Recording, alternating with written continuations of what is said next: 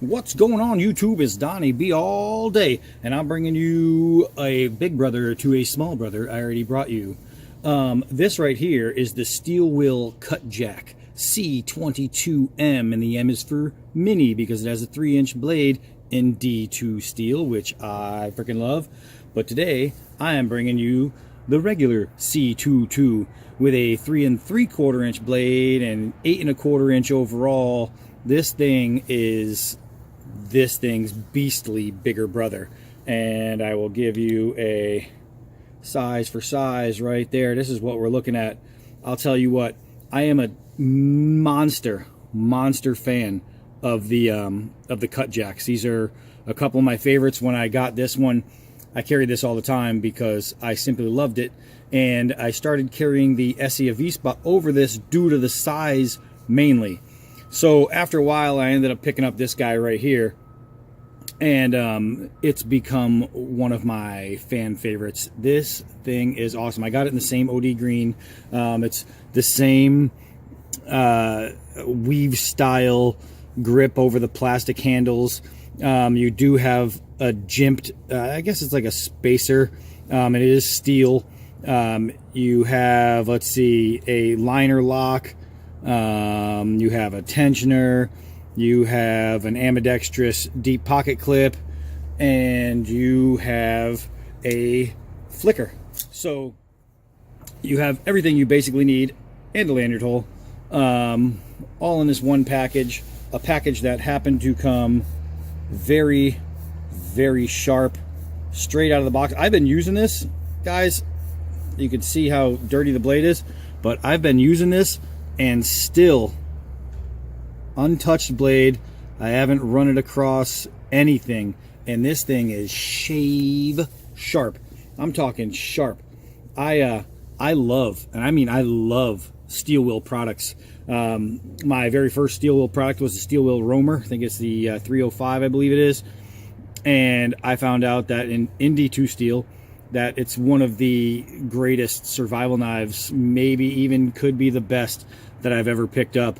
And I loved it so much that I got into this guy right here, and I love that so much I bought the Druid. I love the Druid so much I went and got this guy right here, and that's where I'm at right now with Steel Will. So if Steel Will, you're watching, you want to send me anything, this guy right here, I am telling you, this thing is phenomenal. It is a great pocket knife. Not a good pocket knife, not a, hey, that's pretty damn good pocket knife. This is a great pocket knife. This steel holds its edge. I think it's D2 steel, so you know, as long as they're done right and they're heat treated well, the D2 is very strong. It's gonna hold an edge. This thing holds an edge. That one holds an edge. Both of my others, my camp knife and my survival knife from Steel Will, both hold their edge very well. On all of my steel wheels, I have yet to have to take a stone or anything to the edge. I just clean them up and keep on going. Fantastic. It does have a raised ramp right here that is jimped, and it is very comfortable.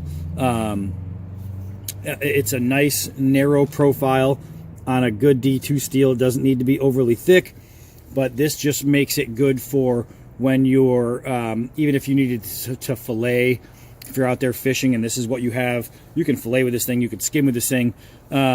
This is literally an everyday carry. This, you know, you always see everyday carry, EDC.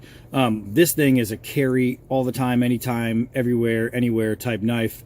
And I mean, from opening letters to opening carcasses to fighting Bigfoot, this thing is going to get the job done. It is just an awesome knife. And like all the others, the logo is not stamped on with, you know, some kind of electroplating die or whatever. This is actually dug in there. Both sides, even the little D2 is laser cut into this steel. And I like that. I think it's just adds a little bit to the knife as far as quality. Instead of stamping and printing, they actually, you know, cut in what they want on there, and I think that's pretty good. So let's get started with this thing. We'll give it a few tests to show you what this blade is about. We're going to start with a little empty the water bottle cut. Here we go. No, right. This Eddie Bauer jacket, guys, I got this thing at Costco. It is awesome. If you're a New Englander, if you're in Massachusetts like me, and you need a fall, spring jacket, even wear something heavy underneath, wear it in the winter, this thing is awesome. Different video, different day. All right, here we go. Yep. So this thing is so sharp, it cut the bottle and left it there. It didn't move. It didn't. If a blade is dull, or if it has catchy areas, or if it's too thick, it's going to slice through, but at the same time it's going to pull, especially if it's thick. It's going to do this, and it's going to slice first, and then it's going to dent. And that's going to push the bottle away. This thing is so sharp, it just emptied it and stayed there like a magic trick with the tablecloth. Let's see if we can get one more out of this thing. Of course we can. Of course we can, because, and the only reason it didn't come all the way off is because that's the only part I didn't hit. It is so clean cutting. This thing is F-I-N-E fine. Let's keep going. All right, so we are going to test the balance by doing some 4-foot drops straight down. We'll see how it rolls through the air. And look at that. The balance is very, very well. It's dropping down on the tip. That was user error. I think I held it crooked. And believe me, when you watch my videos, you're going to see some user error because I'm good at erroring. All right, so now what we'll do is, to see if everything's going to hold up and stay tight and right, we're going to do a couple of hard downward throws. And the harder you throw, oh, Jesus, that has some bite. The harder you throw it, the more risk you have. Look at how far that buried in. Look at that. That is insane.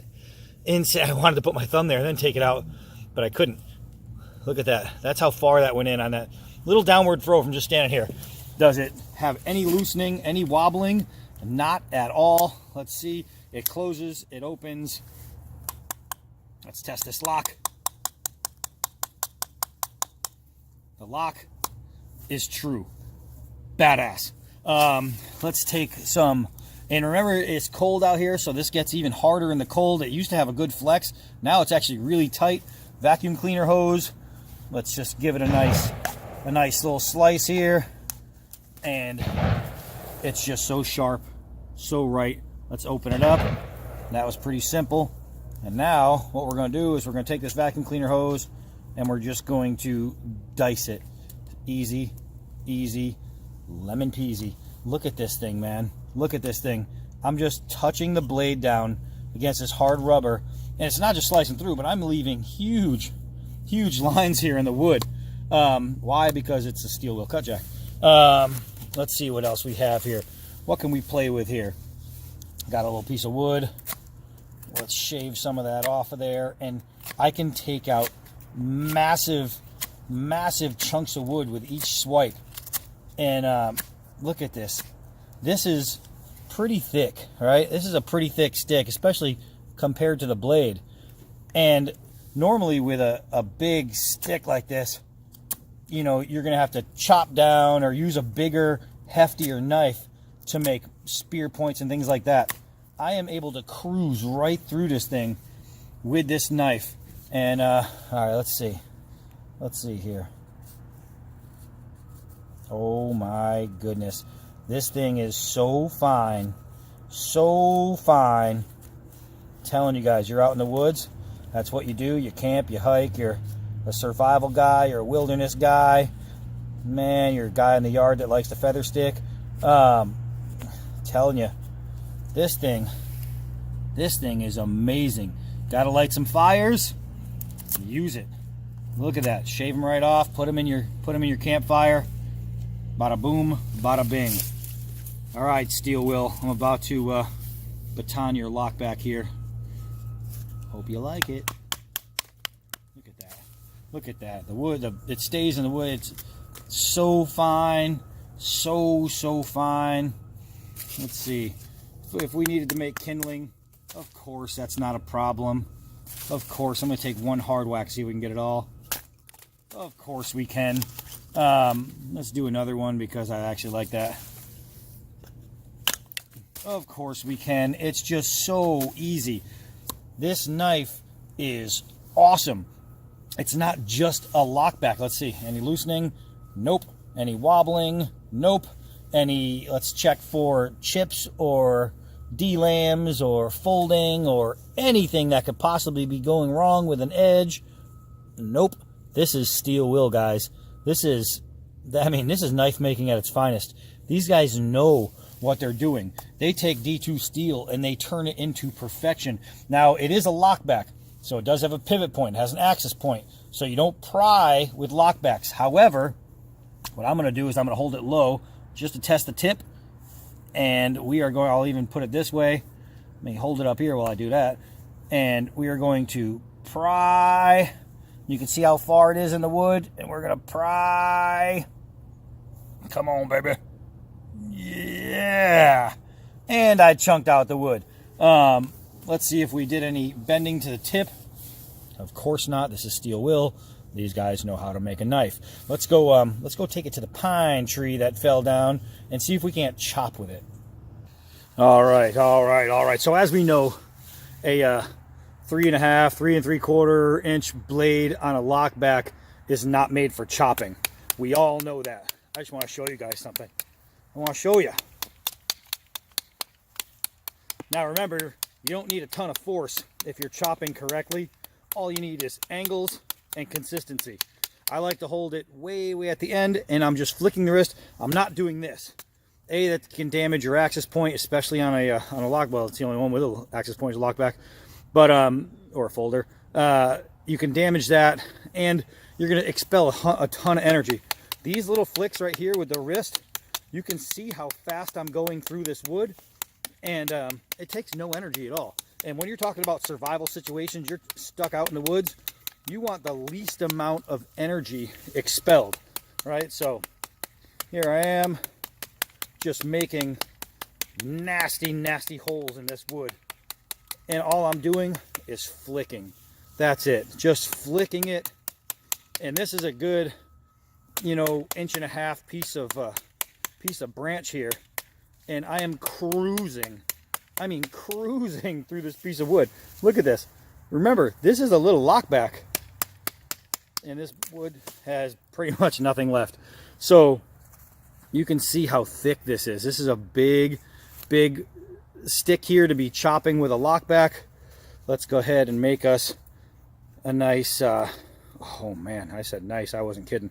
A nice little wedge there, a nice little groove, so we can do tent posts, or you can carve out for bowstrings and whatnot, nice notches.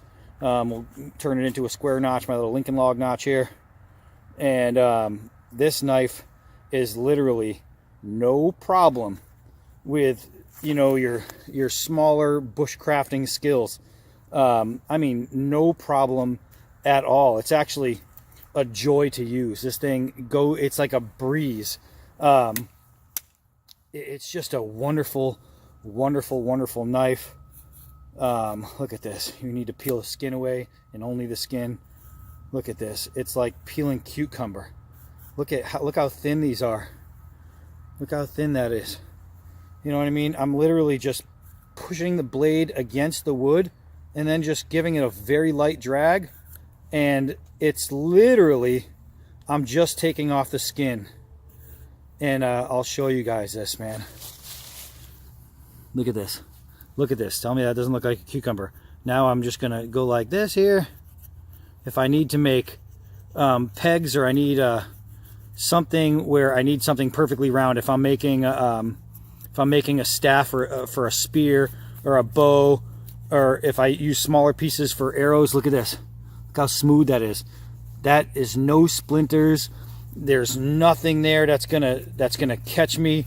And I'll tell you what, let's knock some of this away so you can really see it.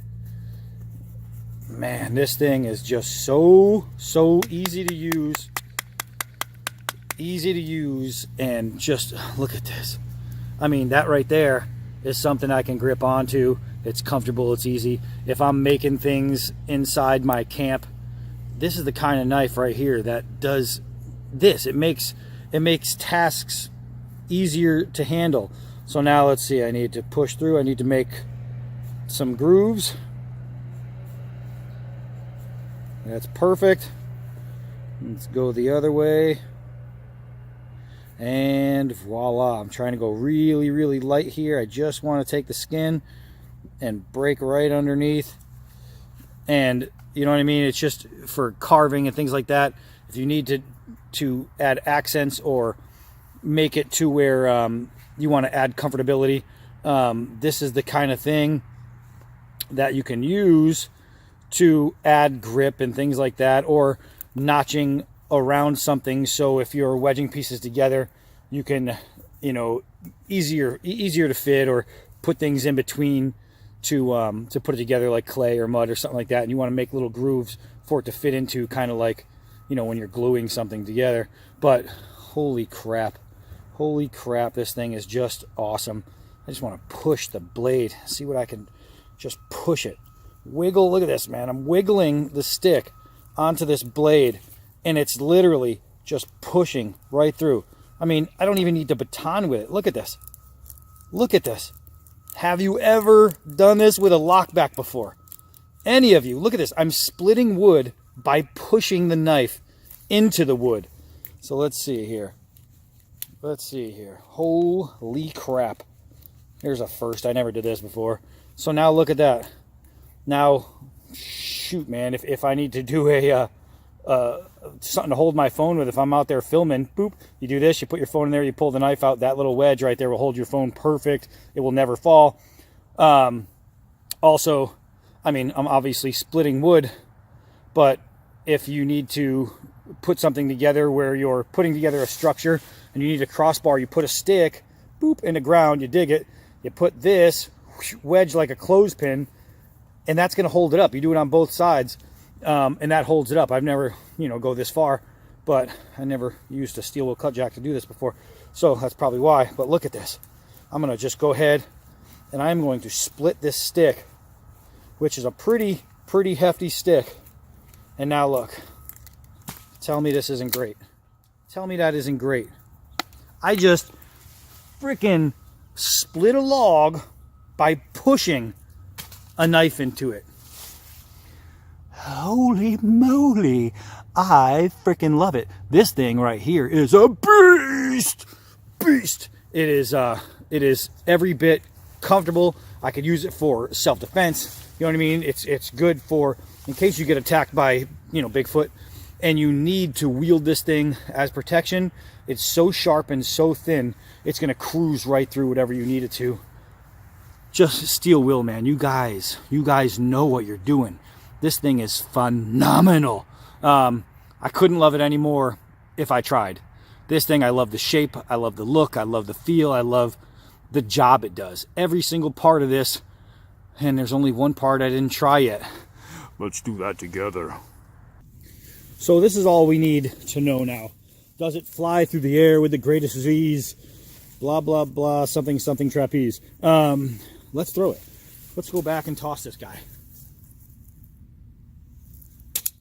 Let's miss. Let's get a first one, because what we want to do is we want to test the toughness. If you're going to break a blade or loosen it or a handle, it's going to be on a bad throw. Bam. And then there's the good throw. And usually it only takes me one to figure a knife out. Some videos it's taken me more. Not this one, man. This one, oh, it was pretty easy. It was pretty easy to figure it out. The first throw, I held a little higher up. The next throw, I put a little farther down, and I let my middle finger do the work. And have to say, that was a breeze. So let's go put it back to its brother and tell you if I recommend it, which you already know that I do. All right, ladies and gentlemen, boys and girls from all ages. I'll tell you what, man. Here it is, the steel Will Cutjacks. These guys are awesome. I already did a video on the smaller one. If you're interested in having a smaller blade, then look up that video, because I mean, it performs as equally great as the big one. I gotta say, man, can I recommend it? Oh my gosh, I can recommend it. This is literally one of my favorite knives on the planet. And it shows you why all by itself. I don't really have to explain it. The thing is amazing. It's so sturdy, so rugged, so strong. It's just a great knife. Not a good knife. This is a great knife. I've brought you good knives. I brought you plenty of good knives. I brought you some that weren't so good. I even brought you a few that are great. But this one is just great. Great knife. You can pick these up sub $50. I know that. I think I picked it up at the Army Navy store for, I want to say 49, either 39 or 49.99, one of the two. And the smaller one was either 29 or 39. So there's a $10 difference in the two. Where I got it, I'm pretty sure you can just go online and find them, or go right to Steel Will's website. They have a ton of really good knives. It's really worth checking out if you've never looked into Steel Will. I'm telling you guys, this is a company that is on the rise. And right now their prices are really good because they're not, they haven't been in business for 100 years. Once people start to catch on to this Steel Will craze, those prices are going to go up, and deservingly so. These guys are not, they're undervalued, I would say. You know what I mean? They could, I would very easily, I would have spent $70 on the big one. Easily, because it's just that good. And I'll tell you what, man, if you buy one, you will love it. The handles do come in different colors. So, if you're not a OD green guy like me, don't worry about it. You can get them in different colors, and they're just awesome. But worth the money, 150%. These things are great. Beautiful grind, beautiful shape, just beautiful to hold, beautiful to use. Beautiful. And I didn't tell you, but even the little flipper is jimped, so it does give you a nice, comfortable spot for your thumb or your finger when you're opening it up. Gosh, I can't say enough about this thing. It's just that good. So, guys, Steel Will Cutjack C22 and C22M D2 steel. Make sure you go with the D2 on these guys. It's just so freaking strong. You will absolutely love them, just like you love me. Don't forget to press like and subscribe because it's free. And I am Donnie B all day. Until next knife.